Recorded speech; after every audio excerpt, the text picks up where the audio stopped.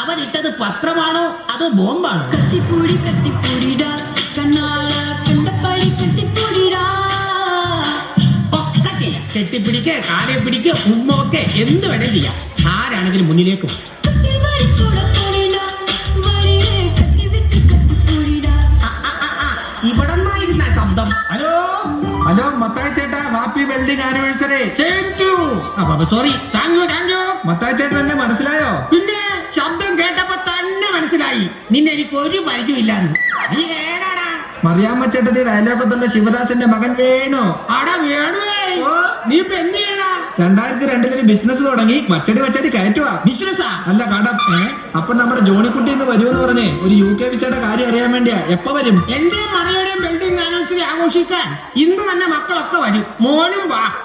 7:30 ഒരു last bus ഉണ്ട്. അത് കഴിഞ്ഞാലോ? 8-നും 8:30 ഓരോ ലാസ്റ്റ് ബസ് വീതമുണ്ട്. ഏതെങ്കിലും ഒന്നിന് കയറി വരാൻ പറ്റുമോ ഒന്ന് നോക്ക്. പറ്റും, ഇല്ലെങ്കിൽ പറ്റിക്കും. പറ്റിക്കൊന്ന മറിയേ, എടി മറിയാമേ.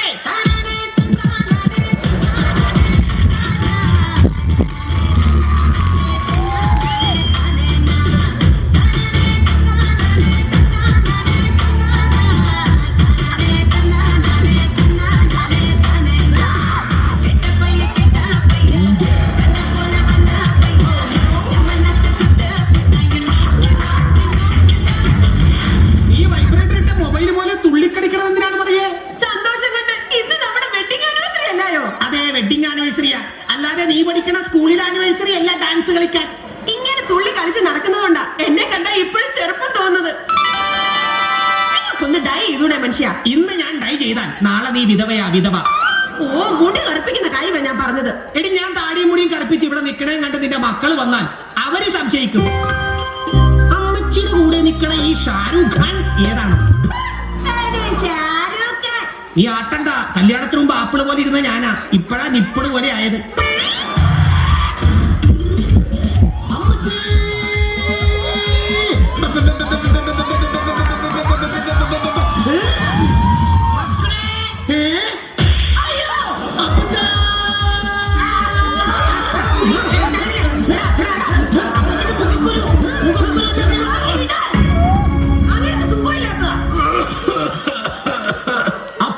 ചുമ എനിക്ക് കേൾക്കാൻ വയ്യ.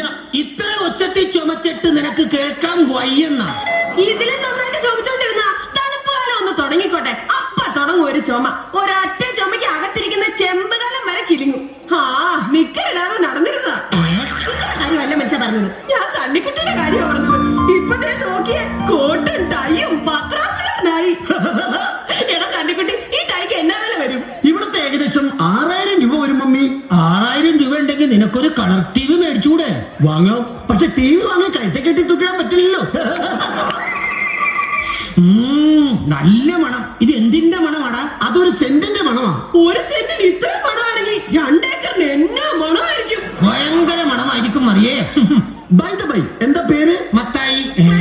അല്ല അപ്പച്ച. ഈ അപ്പച്ചാന്ന് വിളിച്ച് പേര് മറന്നുപോയി. മിസ്റ്റർ മത്തായി അല്ല മിസ്റ്റർ അപ്പച്ചൻ. നമ്മുടെ വീടിന്റെ ലെഫ്റ്റ് സൈഡിലായിട്ട് വളരെ പൊക്കത്തിലുള്ള ഒരു ചെടി ഇങ്ങനെ ഉണ്ട കായ്ക്കിട്ട്, എന്താണത്? അതാണ് തെങ്ങ്. അതിന്റെ തൊട്ടു താഴെ വലിയൊരു കുഴി. അതാ കിണറ്. അമേരിക്കയിൽ ഇതൊന്നുമില്ല. കമ്പി വന്നിരുന്നു. കുറച്ച് മണലും സിമന്റും കൂടെ വന്നിരുന്നെങ്കിൽ അടുക്കളുടെ പണിയൊന്ന് തീർക്കായിരുന്നു. പ്രാണികളുടെ കമ്പി വന്ന കാര്യമോ പറഞ്ഞത്? നമ്മുടെ വെഡിങ് ആനിവേഴ്സറിക്ക് അവര് വരത്തില്ലെന്ന്. ജോണിക്കുട്ടി ഇന്ന് ലണ്ടൻ എത്തി. അല്ല, ലണ്ടനിൽ ഇന്ന് ജോണിക്കുട്ടി എത്തി.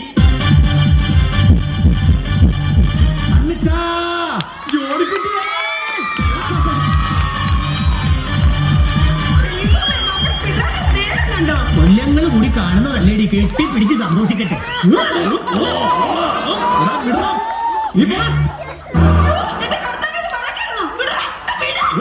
എടാ, ഞാൻ വരുന്നതിന് മുമ്പ് തന്നെ ഇവിടെ വന്ന് അച്ഛനും അമ്മയും സോപ്പിട്ട് സ്വത്ത് മുഴുവൻ കൈക്കലാക്കാനുള്ള പരിപാടിയായിരുന്നു. അല്ലടാ, അനാവശ്യം പറയരുത്. കടയിൽ നിന്ന് മുദ്രപത്രം വാങ്ങിക്കുമ്പോ പോലും എന്റെ ഉള്ളിൽ അങ്ങനെ ഒരു ചിന്തയില്ല, അറിയണ? പിന്നെ എന്തിനാണ് നേരം എടുക്കുമ്പോ തന്നെ ഇങ്ങോട്ട് കെട്ടിയെടുത്തത്? നിനക്ക് ആദ്യം അങ്ങോട്ട് കെട്ടിയെടുക്കാൻ പാടില്ല.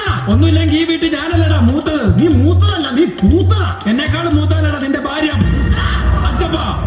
അല്ല അപ്പച്ച, എനിക്കൊന്ന് ഒറ്റയ്ക്ക് സംസാരിക്കണം. സണ്ണിച്ച, അകത്തു പോ. മറിയേ, അകത്തുകൂടി. ഞാനും അകത്തു പോവുക. നീ ഒറ്റക്ക് നിന്ന് കൊതി തീരുവോളം സംസാരിക്കും. തീരും. ഒരു സിഗ്നൽ തന്നാ മതി, ഞാനിങ്ങ് ഓടി എത്തിക്കോളാം. നിങ്ങൾ അവനെ വിഷമിപ്പിക്കാതെ. പാവം എന്റെ മോൻ, അവനാകെ കറുത്ത് കോലം കെട്ടുപോയി. അത് ക്ലൈമറ്റ് പിടിക്കാഞ്ഞിട്ടാ. അതങ്ങനെയാ, പാസ്പോർട്ടും വിസയും ഒക്കെ ഉണ്ടെങ്കിൽ ക്ലൈമറ്റ് എന്നല്ല ആരും പിടിക്കില്ല. ആട്ടെ, എങ്ങനെയുണ്ടാ നിന്റെ ലണ്ടൻ ജീവിതമൊക്കെ? ഒന്നും പറയണ്ട. എന്നാ പറയണ്ട. അതല്ല പറയാം. അതെ, അങ്ങനെ. അവിടുത്തെ മലയാളികൾ തമ്മിൽ യാതൊരു ഐക്യവുമില്ല. ഇന്നലെ തന്നെ ആ മാഞ്ചസ്റ്റർ ജംഗ്ഷനിലെ മുറുക്കാൻകടയുടെ അടുത്ത് വെച്ച് ഒരു മലയാളിയെ 8-10 സായിപ്പന്മാര് കൂടെ പട്ടിയെ തല്ലുന്നത് പോലെ തല്ലിയിട്ടും ഒറ്റ മലയാളി പോലും തിരിഞ്ഞു നോക്കിയില്ല. അറിയോ? നീ ഒരു മലയാളിയല്ലേ, അപ്പൊ നിനക്ക് ചോദിക്കായിരുന്നില്ലേ? അത് ശരി, ഞാൻ നിന്ന് അടി കൊള്ളുകയും ചെയ്യണം, ഞാൻ തന്നെ അത് ചോദിക്കുകയും ചെയ്യണം. ഈ അപ്പച്ചനും മക്കളും കൂടെ തല്ലു പിടിക്കാതെ വെഡിങ് ആനിവേഴ്സറി എങ്ങനെ അടിപൊളിയാക്കാന്ന് പറ. നമ്മള് 4 പേരും കൂടെ എന്തോ ചെയ്യാനാ? നമ്മള് 4 പേരും അല്ല, ദാ ഇരിക്കണവരെ കണ്ടില്ലേ, അവരൊക്കെ ഞങ്ങൾ വിളിച്ചിട്ട് വന്നവരാ. വെഡിങ് ആനിവേഴ്സറി നമുക്ക് കുപ്പി പൊട്ടിക്കണ്ടേ? ആഹാ, കുപ്പി പൊട്ടിക്കാനായിരുന്നോ? എന്തോരം കുഴമ്പിന്റെ കഷായത്തിന്റെ കുപ്പി അതേ അപ്പുറത്ത് കിടക്കുന്നേ. എന്റെ മോനെ ഇഷ്ടം പോലെ തല്ലി പൊട്ടിച്ചു. എന്റെ അമ്മച്ചി, ഞങ്ങൾ നേരം വെളുക്കണവരെ ഇരുന്ന് വെള്ളം അടിക്കാൻ പോവാന്ന്. ആ, നേരം വെളുക്കണവരെയോ ഉച്ച വരെയോ വെള്ളം അടിച്ചോ. പക്ഷെ അതേ പ്രത്യേക ഒരു കാര്യം ശ്രദ്ധിക്കണം, മോട്ടർ കേടാക്കരുത്.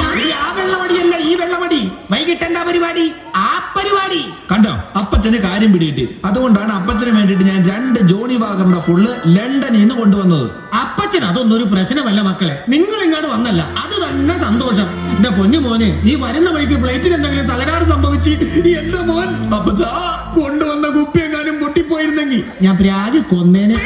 നിങ്ങൾ അപ്പനും മക്കളും കൂടെ വർത്താനം പറഞ്ഞ് നിൽക്കാതെ കൈ കഴുകിട്ട് പെട്ടെന്ന് ടേബിളിലോട്ട് വന്നേ. എന്തിനാ അമ്മച്ചി? നമുക്ക് ഒരുമിച്ചിരുന്ന് TV കാണാം. മക്കളെ, ഇപ്രാവശ്യത്തെ എന്റെ വിവാഹ വാർഷികം പത്രത്തിൽ കൊടുക്കണം. അതെന്തിനാ അപ്പച്ച? എന്റെ പൊന്നു മക്കളെ, ഞാൻ ഇത്രയും കാലം നിന്റെ അമ്മയുടെ കൂടെ ജീവിച്ചിരിപ്പുണ്ടെന്നുള്ള കാര്യം നാട്ടുകാരൊന്നും അറിയട്ടടാ. അതൊക്കെ പോട്ടെ, ഇനി എന്താ അടുത്ത പരിപാടി? എന്തായാലും എന്റെ വെഡിങ് ആനിവേഴ്സറി അല്ലേ, നമുക്ക് കേക്ക് മുറിക്കാം. എന്റെ പറമ്പിലെ തേക്ക് മുറുക്കാൻ ഞാൻ സമ്മതിക്കത്തില്ല. അയ്യോ, തേക്കല്ലടാ, കേക്ക്. കേക്കും തേക്കൊക്കെ മുറിക്കുന്ന കാര്യം അവിടെ നിൽക്കട്ടെ, ബാക്കി കാര്യങ്ങൾ എന്താന്ന് അപ്പച്ചനും കൂടി പറഞ്ഞ്. അല്ല, എന്റെ പൊന്നു മക്കളെ, സണ്ണിക്കുട്ടി എന്തോ ഉദ്ദേശിച്ചേ? എന്താ ഉദ്ദേശിച്ചെന്നോ? ഞാൻ ഉദ്ദേശിച്ചത് വേറൊന്നുമില്ല, നമ്മുടെ സ്ഥലം വീതം വെക്കുന്ന കാര്യം. തുറന്നൊന്ന് പറയാം, അപ്പൻ നിന്നെ അറിയുന്ന ആള് ജീവിച്ചിരിക്കും തോന്നുന്നില്ല. അതുകൊണ്ട് ആ ഭാഗം വെപ്പങ്ങ് നടത്തണം. എന്റെ പൊന്നു മക്കളെ, അതെനിക്കറിയാം. അതുകൊണ്ട് അപ്പൻ അതെല്ലാം കരുതിക്കുട്ടി ചെയ്തു വെച്ചിട്ടുണ്ട്. ആഹാ, അപ്പച്ചന്റെ മൂത്ത മോനായ ഈ സണ്ണിക്കുട്ടിക്ക് അപ്പച്ചൻ എന്തൊക്കെയാ കരുതി വെച്ചേക്കണത്? അപ്പച്ചന്റെ ഏറ്റവും ഇളയ മോനായ ജോഡിക്കുട്ടിക്ക് അപ്പച്ചൻ എന്തെങ്കിലും കട്ടിക്ക് തന്നെങ്കിലേ പറ്റൂ. അയ്യോ, നിനക്ക് കട്ടിക്കും ഇവന് കനത്തിനുമുണ്ട്. എന്റെ മൂത്ത മോൻ സണ്ണിക്കുട്ടിക്ക് മൂന്നാറിലെ 350 ഏക്കർ റബ്ബർ എസ്റ്റേറ്റും കോതമംഗലത്തെ 280 ഏക്കർ തേയിലത്തോട്ടവും അടിമാലിയിലെ 2nd ക്ലാസ് തിയേറ്ററും. തന്നാ? ആ, എനിക്കാ? ഓ, എന്റെ അപ്പച്ചാ, എന്റെ പുന്നാര അപ്പച്ചാ. എടാ ജോണിക്കുട്ടിയെ, നീയല്ലേ പറഞ്ഞ അപ്പച്ചന്റെ ഒന്നുമില്ലെന്ന്? കണ്ടോ, അപ്പച്ചൻ ഇതൊക്കെ പൂത്തി വെച്ചേക്കായിരുന്നു. എന്റെ പുന്നാര അപ്പച്ചാ. അപ്പച്ചാ, ഇളയ മോൻ ജോഡിക്കുട്ടിക്ക് എന്തൊക്കെയാ അപ്പച്ചാ തരാൻ പോണത്? നിനക്കും ഒട്ടും കുറവില്ല. എറണാകുളം പാലാരിവട്ടത്തുള്ള 20 ഏക്കർ സ്ഥലം, അങ്കമാലിയിലെ പെട്രോൾ പമ്പ്, കാലടിയിലെ തുണിക്കട, പോരാഞ്ഞിട്ട് എന്റെ ബാങ്ക് ബാലൻസ് 50 ലക്ഷം രൂപ.